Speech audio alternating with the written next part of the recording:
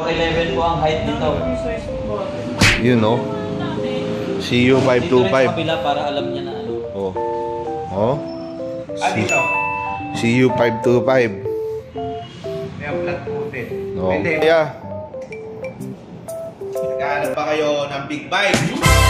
Gusto nyo pumasok sa expressway? Pero syempre, alam niyo naman, average height ng Pilipino, hindi ganun katangkaran. Naghahanap ka ng big bike na kahit maliit ka, eh para sa'yo. 11, oh! Oh! Oh! Nagbukang scooter!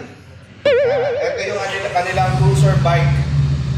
CU 525. Meron na. Diba?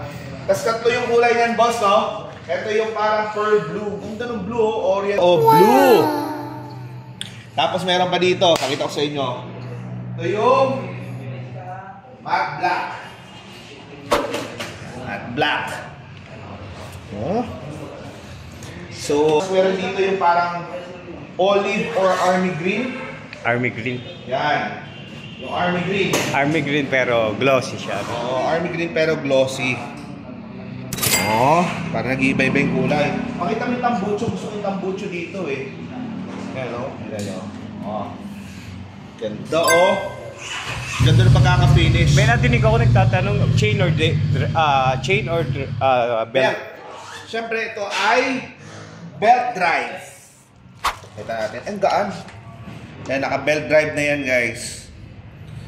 Diba? Kasi seat height nito yung ano, yung Rebel 500 na Parang, Honda, oo. no? Tingnan natin dito sa Sir. Yan oh. Tingnan mo oh, sobra-sobra yung pako oh. Oh. Tingnan mo yung ano ko, insim oh.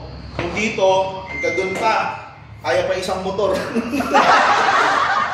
Introductory price pala nito ay 350,000 pesos. So, sa mga naghahanap ng cruiser, no, cruiser bike, ito, napakagwapo, oh.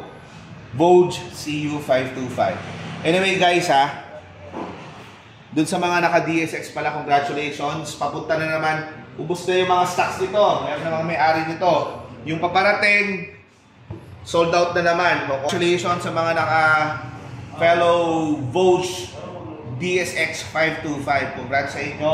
Rick, anong height mo? 5'7 lang. 5'7", pero ayan oh. O, diba? Good suspension, no? Nalagyan na lang natin yan guys ng ano, bag, no? Isang saddle bag, yung leather. Leather. Para pogi-pogi na. Kayo guys, kung papipiliin, etong blue, matte black, or etong army green, anong mas okay sa inyo? Ako para mas gusto ko to. Mas maganda to.